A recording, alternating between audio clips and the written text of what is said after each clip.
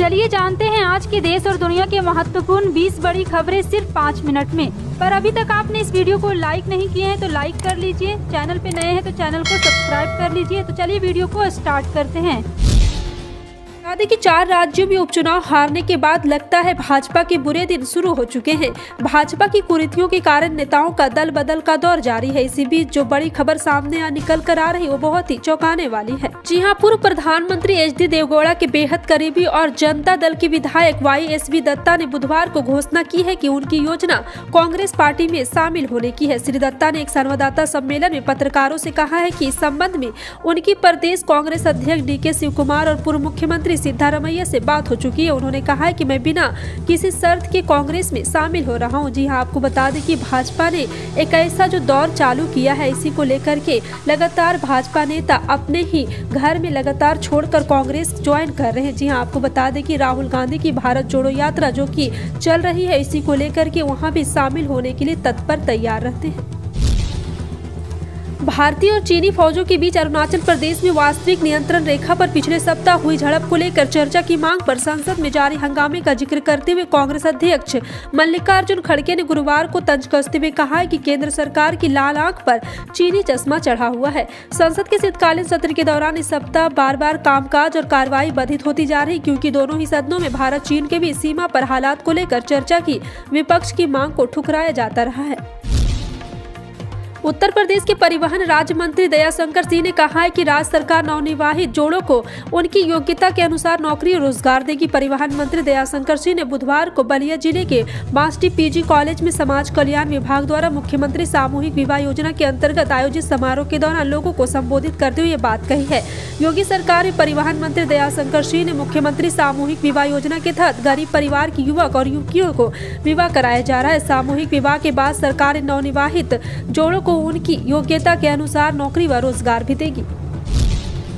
केरल में गवर्नर बनाम पूर्व मुख्यमंत्री P विजयन की लड़ाई इस कदर आगे बढ़ती जा रही कि राज्य सरकार ने दशकों से चली आ रही परंपरा से ही गवर्नर को दूर रखने का फैसला कर लिया है। मामले में परिचित अधिकारियों ने कहा है कि केरल सरकार ने विधानसभा के आगामी बजट सत्र में राज्यपाल के अभिभाषण की परंपरा को छोड़ने का फैसला किया है। केरल विधानसभा का 7वां सत्र मंगलवार को अनिश्चितकाल के लिए स्थगित होने के बाद यह कदम उठाया गया है। पश्चिम बंगाली भाजपा नेता शुभेंदु अधिकारी द्वारा आयोजित कंबल वितरण कार्यक्रम में भगदड़ के संबंध में प्राथमिकी दर्ज करने की पश्चिम बंगाल सरकार की याचिका पर सुनवाई से सुप्रीम कोर्ट ने इनकार कर दिया है, जिसके बाद राज्य सरकार को अपनी याचिका वापस लेनी पड़ी। गौरतलब है कि सुप्रीम कोर्ट ने पश्चिम बंगाल सरकार को उचित दिशा निर्देश के लिए कलकत्ता हाईकोर्ट जाने की छूट दी है।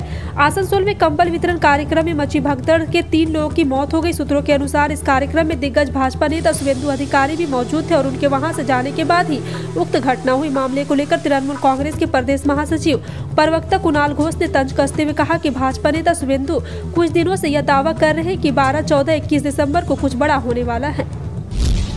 भारत ने 1 दिसंबर को G20 की अध्यक्षता औपचारिक रूप से संभाली है। इसी कड़ी में इस हफ्ते 3 दिवसीय शिखर सम्मेलन के लिए G20 देशों के प्रतिनिधि मुंबई आए हैं। G20 शिखर सम्मेलन के लिए भारत ने शानदार तैयारियां की हैं। वहीं एक तस्वीर ऐसी भी सामने आई जिसने हर किसी को हैरान कर दिया। G20 शिखर सम्मेलन से पहले प्रशासन और सरकार ने शहर के कुछ गरीब इलाकों को चादर से कवर कर दिया है। इन इलाकों को इस तरह से ढक दिया गया है कि सड़क पर निकलने के दौरान इन पर किसी की नजर भी न पड़े। यहाँ के निवासियों ने NDTV को बताया कि शहर को सुंदर बनाने के लिए रातों रात उनकी बस्तियों को चादर से कवर कर दिया गया है। भारत में पुराने वक्त से ही सोने और चांदी एक बेहद महत्वपूर्ण कमोडिटी माना जाता है। लोग आज भी इन दोनों धातुओं में निवेश करना पसंद करते हैं। गुरुवार के दिन सोने के प्राइस में मल्टी कमोडिटी एक्सचेंज और इंटरनेशनल मार्केट दोनों ही जगहों पर गिरावट दर्ज की जा रही है।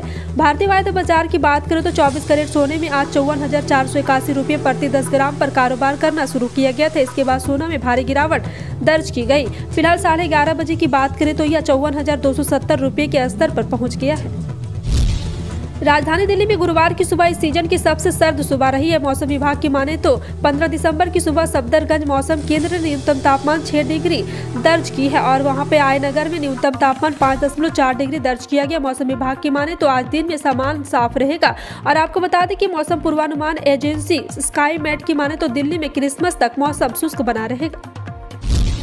सरकार समय समय पर नागरिकों के हित में नई नई योजना पेश करती रहती है। पीएम किसान सम्मान निधि योजना भी ऐसी ही योजना है जिसके तहत लाभार्थी किसानों को लाभ दिया जाता है। इसके अंतर्गत सरकार किसानों के खाते में 3 इंस्टॉलमेंट में 2-2 हजार रुपए देती है, यानी कि 6,000 रुपए की 12वीं किस्त जारी हो चुकी है। फिलहाल किसानों को 13वीं किस्त का इंतजार है। एक अनुमान के मुताबिक 13वीं किस्त दिसंबर से लेकर फरवरी 2023 के महीने में भी कभी भी जारी किया जा सकता है। हालांकि कुछ ऐसे भी किसान हैं जिनका इस लाभ से नहीं मिल सकता है। जी हाँ, फिलहाल आपका इन सभी खबरों पर क्या कहना है, कमेंट सेक्शन में टाइप करके जरूर बताएं। इसी तरह की पल पल की अपडेट जानने के लिए जुड़े रहें आप अपने NTS न्यूज चैनल से। मिलते हैं अगली बड़ी खबर में, तब तक के लिए जय हिंद।